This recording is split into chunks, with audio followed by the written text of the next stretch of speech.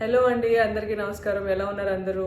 Welcome to Telugu family from Abu Dhabi. I'm your Ambika Vijay. Yes, అబుదాబిలో rental houses job దొరికింది అనగానే first వచ్చే క్వశ్చన్ బ్రెయిన్లో కంటే ఎక్కడ ఉండాలి, ఎక్కడ రెంటల్ హౌసెస్ తక్కువ దొరుకుతాయి, ఎక్కడ ఇండియన్ ఫ్యామిలీస్ ఉంటారు, ఏ ఏరియాస్లలో ఎమ్యూనిటీస్ అన్ని దగ్గరగా ఉంటాయి, సో రెంట్ ఎంత ఉంటుంది, 1 BHK ఉంటుందా, స్టూడియో ఉంటుందా, స్పేస్ ఎట్లుంటుంది. So there are lot of questions comes in to our brain అనమాట.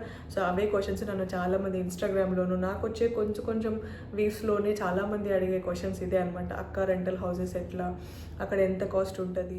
సో ఆ అన్ని క్వశ్చన్స్కి ఆన్సర్ చేయడానికి ఈ వీడియో అండి. నేను క్వశ్చన్స్ అండ్ ఆన్సర్స్ కూడా రాసుకొచ్చినాను మర్చిపోకుండా ఉండడానికి. Let's begin the video. Abu Dhabi, Dubai కానివ్వండి, ఎక్కడైనా. సో యూఏఈలో ఏంటంటే కొన్ని విల్లా అపార్ట్మెంట్స్ ఉంటాయి అండ్ అపార్ట్మెంట్స్ అని చెప్పేసి ఉంటాయి అనమాట. వీటి రెండింటి మధ్యలో కొంచెం చిన్న డిఫరెన్సెస్ ఉంటాయి. అది మీకు నేను సింపుల్గా ఎక్స్ప్లెయిన్ చేస్తాను. దాని తర్వాత మీకు ఈజీగా ఈ వీడియో అంతా అర్థమైపోతుంది అనమాట. సో విల్లా అపార్ట్మెంట్స్ అంటే ఏం లేదండి, పెద్ద పెద్ద విల్లాలు ఉంటాయి. దాన్ని పార్టీషన్ చేసి ఫ్లాట్స్ లాగా చేసేస్తారనమాట. 1 BHK, 2 BHK, లేదంటే స్టూడియో అని చెప్పేసి. స్టూడియో అంటే ఏం లేదంటే ఒక చిన్న కిచెన్ ఇస్తారు అండ్ ఒక పెద్ద హాల్ ఉంటుంది.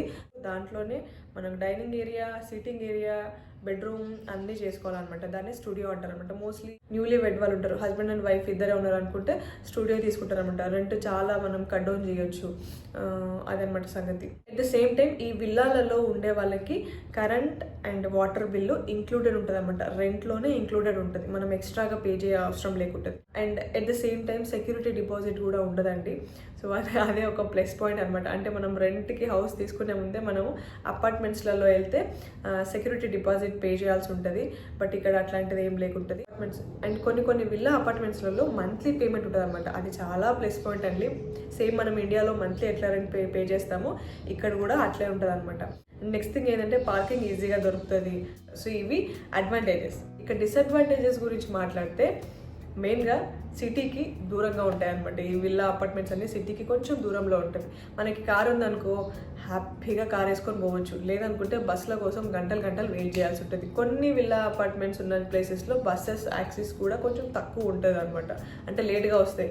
సిటీలో గంటకు ఒక బస్సు వస్తే ఇక్కడ 2 గంటలకు 3 గంటలకు ఒక బస్సు వస్తుంది అనమాట. సో అది సంగతి. It will take lot of time to reach main city. కానీ ఈ మధ్యకాలంలో కొన్ని విల్లా అపార్ట్మెంట్స్లలో అసలు కరెంటు బిల్లు, వాటర్ బిల్ అనేది ఇంక్లూడ్ చేయట్లేదు. మోస్ట్లీ నేను ఎందుకంటున్నానంటే మొన్న మా ఫ్రెండ్ విల్లా అపార్ట్మెంట్ తీసుకున్నారు, 2 BHK. రెంట్ తక్కువ ఉంది, బట్ కాకపోతే కరెంటు బిల్ మాత్రం ఇంక్లూడెడ్ లేదనమాట రెంట్లో. సరే కరెంటు బిల్ సపరేట్గా ఇస్తే ఏముందక్క, రెంట్ అయితే తక్కువ ఉంటుంది కదా, వెళ్ళిపోవచ్చు ఈజీగా అని చెప్పేసి అనుకోకండి. ఎందుకంటే విల్లాస్లలో మోస్ట్లీ స్ప్లిట్ ఏసీ ఉంటుంది అనమాట. స్ప్లిట్ ఏసీ ఉంటే కరెంటు బిల్లు మోగిపోద్ది. సో కొంచెం చూసుకొని స్టెప్ వేయండి అనమాట. మీకు అర్థమైంది కదా విల్లా అపార్ట్మెంట్స్కి అండ్ అపార్ట్మెంట్స్కి డిఫరెన్స్ ఏంటన్నది. So let's dive into the video. So first bachelors గురించి మాట్లాడుకుందాం. వాళ్ళు మోస్ట్లీ షేరింగ్లోనే ఉంటారు కదండి, ఒక్కరే ఉంటారు. సో బెడ్ స్పేస్ తీసుకుంటారనమాట. ఒకప్పుడు బెడ్ స్పేస్ వచ్చేసి 300 dirhamకే స్టార్టింగ్ ప్రైస్ ఉంటుండే. ఇప్పుడు మినిమం 500 పెడితే కానీ బెడ్ స్పేస్ దొరకట్లేదు. బెడ్ స్పేస్ అంటే ఏం లేదు, బంక్ బెడ్ ఉంటాయి కదా, ఒక బెడ్ పైన ఒక బెడ్, అట్లా 2-3 ఫ్లోర్లు ఉంటుంది. సో ఆ బెడ్ స్పేస్ ఇస్తారనమాట. అండ్ ఒక రూమ్లో 4 or 5 మెంబర్స్ ఉంటారు, 6 మెంబర్స్ కూడా ఉంటారు కొన్ని రూమ్స్లలో. బట్ మోస్ట్లీ మన వాళ్ళు వచ్చేసి 2-3 ఉన్న రూమ్లనే అక్వైర్ చేసుకుంటారు. లేదనుకుంటే కొంతమంది జుగాడు ఉంటారు కదా, వాళ్ళు ఏం చేస్తారంటే 2-3 ఫ్రెండ్స్ కలిసి ఒక పెద్ద స్టూడియోని రెంట్కి తీసుకుంటారనమాట. దాంట్లోనే ఆ ముగ్గురు కూడా షేర్ చేసుకుంటారు, 3-4 షేర్ చేసుకుంటారు అనమాట ఒక పెద్ద స్టూడియోని. సో అది కూడా మనకి అడ్వాంటేజ్ అయిపోతుంది. చాలా తక్కువ కూడా కంపేర్ టు షేరింగ్ కన్నా అది ఇంకా తక్కువ అయిపోతుంది అనమాట. అది సంగతి. అండ్ ఈ షేరింగ్లో ఉండే వాళ్ళకి ఏంటంటే bathroom, kitchen and laundry area అంతా షేర్ చేసుకోవాల్సి ఉంటుంది బెడ్స్లోనే. ఇక మా బోటి వాళ్ళ సంగతికి వస్తే, అదే పిల్లలు ఉన్న వాళ్ళ సంగతికి వస్తే, మోస్ట్లీ స్కూల్స్కి దగ్గరున్న ఏరియాస్లోనే మనం ఇల్లు ఎత్తుకుతాం కాబట్టి రెంట్లు రమ్మ మునిగిపోతుంటాయి అనమాట. ఒకప్పుడు చాలా తక్కువ ఉండేదండి నిజంగానే. నేను ఒక పెద్ద లాంగ్ వీడియో చేసి పెట్టాను, మీరు వెళ్ళి చూడండి. అప్పుడు 35-45 పడితేనే మంచి 1 BHK దొరికేది. ఇప్పుడు 45 పడితే 1 BHK దొరకట్లేదు. ఈవెన్ దో షాబియాలో కానివ్వండి, మెయిన్ సిటీలో కానివ్వండి, కొంచెం దూరం వచ్చినా కూడా 35కి కాదు 45,000 per annum పెట్టినా కూడా మనకి 1 BHK దొరకట్లేదు. మినిమం 52 పెడితే 1 BHK దొరుకుతుంది. అది కూడా చాలా చిన్న రూమ్లు అనమాట.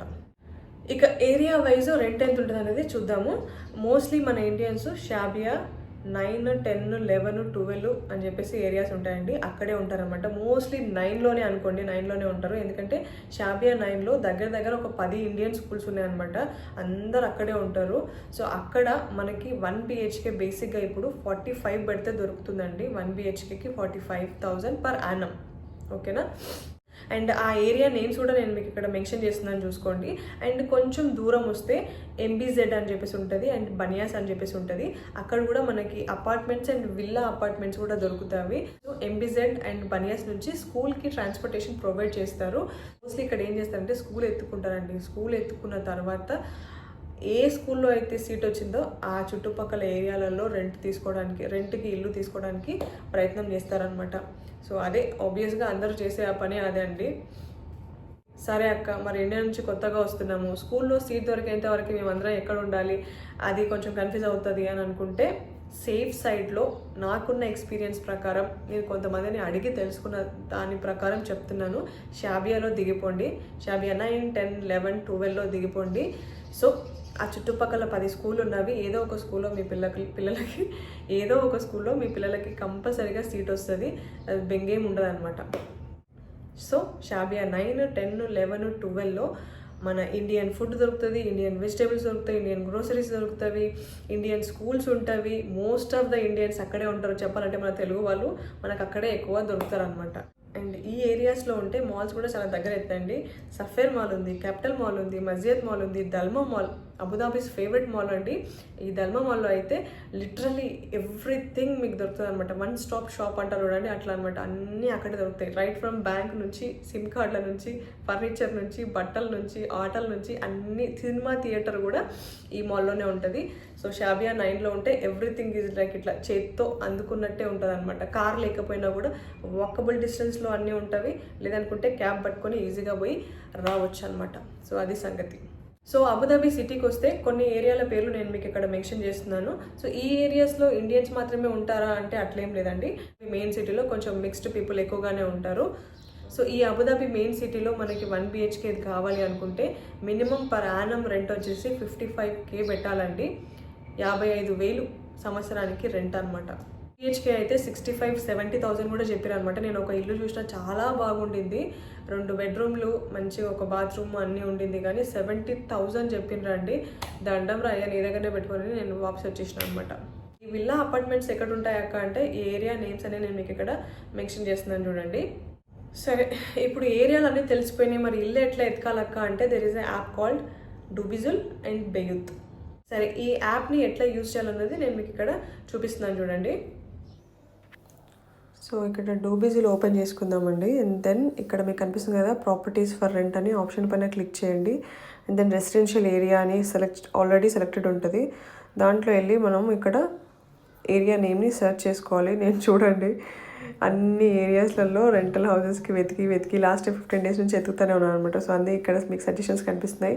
అండ్ ఇక్కడ సిల్వర్ టవర్స్, ఇతిహాస్ టవర్స్ అని కనిపిస్తుంది కదా, ఇవి ఏంటంటే టవర్స్ నేమ్స్ అండి. మీకు ఇక్కడికి రాగానే మీకు అర్థమైపోతుంది అన్నమాట కొన్ని టవర్స్ నేమ్స్. సో అట్లా మీకు ఏమైనా టవర్స్ నేమ్ తెలుసుంటే, బిల్డింగ్ నేమ్ తెలుసుంటే డైరెక్ట్గా కూడా సెర్చ్ చేసుకోవచ్చు. సో ఇది అనమాట సంగతి. ఫస్ట్ వచ్చేసి మనం షాబియా 9లో చూద్దాం. షాబియా 9 చూద్దాం. ఓకే, 18 మనకి సజెషన్స్లో ఉన్నవి. అండ్ ప్రైస్ రేంజ్ కూడా సెలెక్ట్ చేసుకోండి. 50,000లో చూస్తున్నాను నేను. 50,000లో 1 BHK ఒక్కటే ఉంది చూడండి. సో అదనమాట సంగతి. అది కూడా చాలా చిన్నగా ఉంది. సో మనకి ఇక్కడ రిజల్ట్స్ కనిపిస్తుంది చూడండి. చాలా చిన్న ఫ్లాట్ ఇది. కిచెన్ ఒకటి పెద్దగా ఉంది కానీ మిగతాదంతా చాలా చిన్నగా ఉంది. సో నేను మీకు చెప్పింది రేట్ కరెక్ట్ చూడండి. 45 పెట్టినా కూడా, 45 పైన పెట్టినా కూడా 1 BHK మనకి షాబియా 9లో దొరకట్లేదు. ఎందుకంటే షాబియా 9లో చాలా ఇండ్లు ఉంటాయి కాబట్టి. సో షాబియా 10 ట్రై చేద్దాం. It's cut off 9.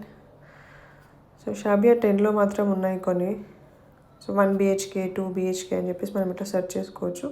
మీకు ఏది నచ్చిందో so this one is good. So దీంట్లో వెళ్ళేసి మీరు కావాలనుకుంటే సెలెక్ట్ చేసి పెట్టుకోండి. తర్వాత కీ లెటర్స్ సేవ్ చేసి పెట్టుకోవచ్చు. లేదనుకుంటే ఇది మీకు ఫ్లాట్ నచ్చింది అనుకుంటే డైరెక్ట్గా కాల్ చేయొచ్చు, లేదనుకుంటే వాట్సాప్ చేయొచ్చు అనమాట.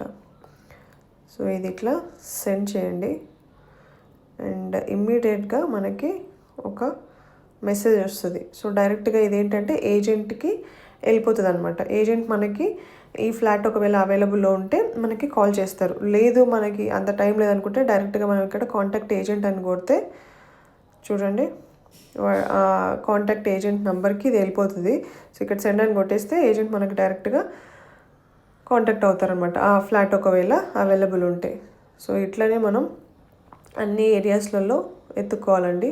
ఒకవేళ మనం షేరింగ్ అనుకుంటే కూడా చూడండి ఇక్కడ షేరింగ్ రూమ్స్, మంత్లీ రెంట్లు, డైలీ రెంట్కి అట్లా అన్నీ ఉంటాయన్నమాట. అపార్ట్మెంట్స్ ఉంటాయి, రెసిడెన్షియల్ బిల్డింగ్స్ అని, సో విల్లా కంపార్ట్మెంట్స్.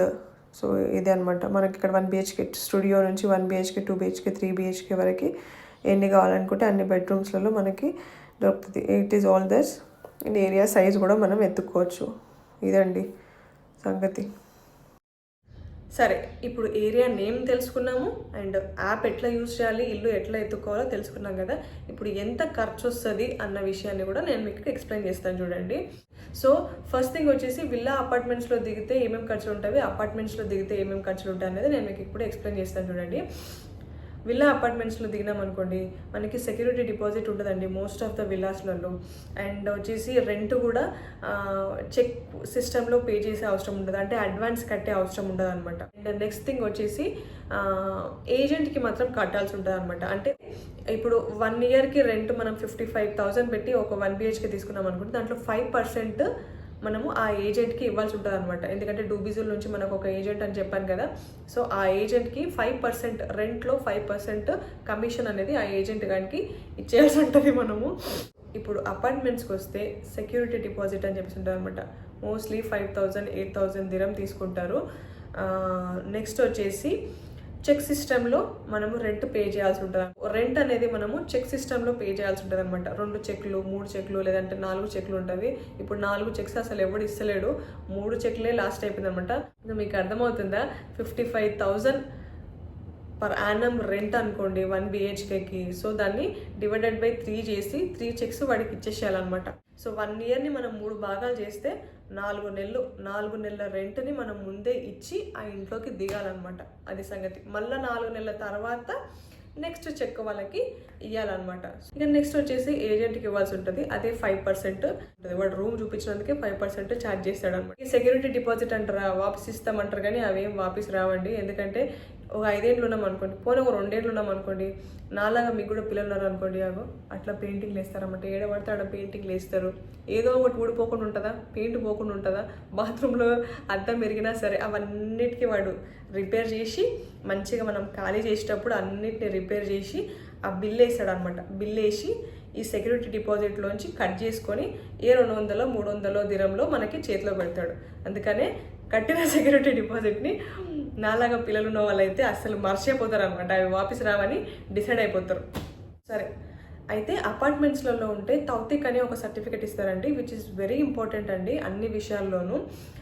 బేసిక్గా తౌతిక్ అంటే ఏంటంటే లీగల్లీ మనం ఒక ఇల్లుని రెంట్ తీసుకొని ఫ్యామిలీతో పాటు అక్కడ ఉంటున్నాము అని చెప్పడానికి ఒక సర్టిఫికేట్ అనమాట, లీగల్ సర్టిఫికేట్.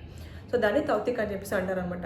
ఈ తౌతిక్ ఎక్కడెక్కడ యూజ్ అవుతుంది అంటే పిల్లల స్కూల్ అడ్మిషన్ అప్పుడు చాలా ఇంపార్టెంట్ అండి. తౌతిక్ డెఫినెట్గా ప్రొవైడ్ చేయాలి. సరే, విల్లా అపార్ట్మెంట్స్లో ఉన్న వాళ్ళు ఎట్లా ప్రొవైడ్ చేయాలి అంటే గ్రీన్ సర్టిఫికేట్ అని చెప్పేసి ఉంటుందండి.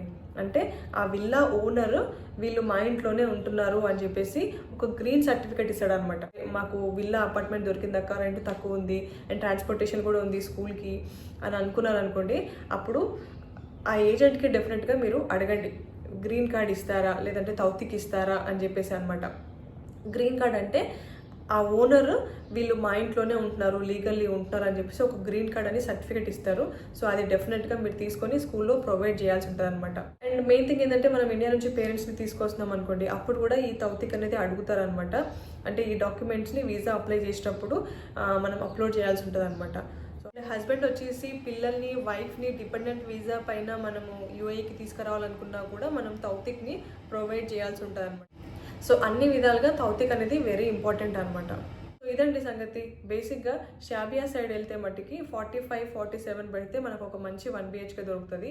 అదే మీరు సిటీకి వచ్చిన అనుకోండి 52, 54, 55 పెడితే కానీ ఒక మంచి 1 BHK దొరకట్లేదు. అది కూడా మళ్ళీ లగ్జరీ అపార్ట్మెంట్స్కి వెళ్ళాం అనుకోండి 65 పెడితే కానీ 1 BHK దొరకట్లేదు అనమాట. ఎక్స్పెన్సెస్ని కొత్తగా పెళ్ళైన వాళ్ళు వస్తున్నారు, ఎక్స్పెన్సెస్ని మినిమల్ చేసుకోవాలనుకుంటే సపోర్ట్ చేయకుండా సిటీకి దూరంగా ఉన్న ఏరియాస్లలో ఈ Khalifa city is the best place అండి. నిజంగా వాతావరణం కానీ ఈ రోడ్లు కానీ పార్కులు కానీ సూపర్గా ఉంటుంది, మంచిగా ఎంజాయ్ చేస్తారు. అండ్ రెంట్లు కూడా కొంచెం పర్వాలేదు. మేము వచ్చిన కొత్తలో ఇక్కడ రెంట్లు చాలా తక్కువ ఉండే. ఈ 5 years అయిపోయింది కదా, ఇక్కడ కూడా కొంచెం రెంట్లు పెరిగినవి. మినిమం 27, 28 పెడితే కానీ ఒక స్టూడియో దొరకట్లేదు. బట్ కంపేర్ టు సిటీస్ అపార్ట్మెంట్స్లో కంపేర్ చేస్తే ఇది రెంట్ చాలా తక్కువ.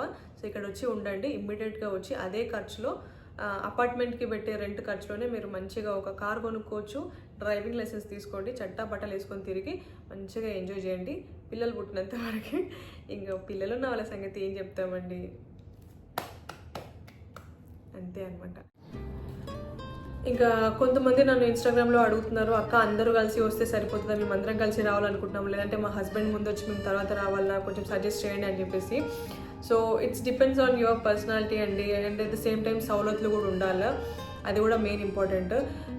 నాకు తెలిసినంత వరకు ఏది బెస్ట్ అంటే ముందు హస్బెండ్ వచ్చేసి కొంచెం జాబ్లో జాయిన్ అయ్యి ఏదైనా ఒక షేరింగ్ రూమ్లో ఉండి ఒక 1 month చూసి ప్రాపర్గా ఇల్లు ఎత్తుక్కొని ఆయన దిగిన తర్వాత మీకు వీసాలు అవన్నీ ప్రాసెస్లు చేసుకొని వస్తే ఏమవుతుందంటే హాయిగా ఉంటుంది అనమాట ప్రాసెస్ అనేది. సడన్గా మీరు పిల్లల్ని అందరినీ వేసుకొని వచ్చినారు అనుకోండి, ఇల్లు దొరకాలి అన్ని ప్రాసెస్ అంతా ఇండియాలో ఉన్నప్పటి నుంచే మీరు ప్రాసెస్ స్టార్ట్ చేయాల్సి ఉంటుంది అనమాట. ఇల్లు కంపల్సరీగా కావాల్సి ఉంటుంది, దిగంగానే ఇల్లు కావాల్సి ఉంటుంది.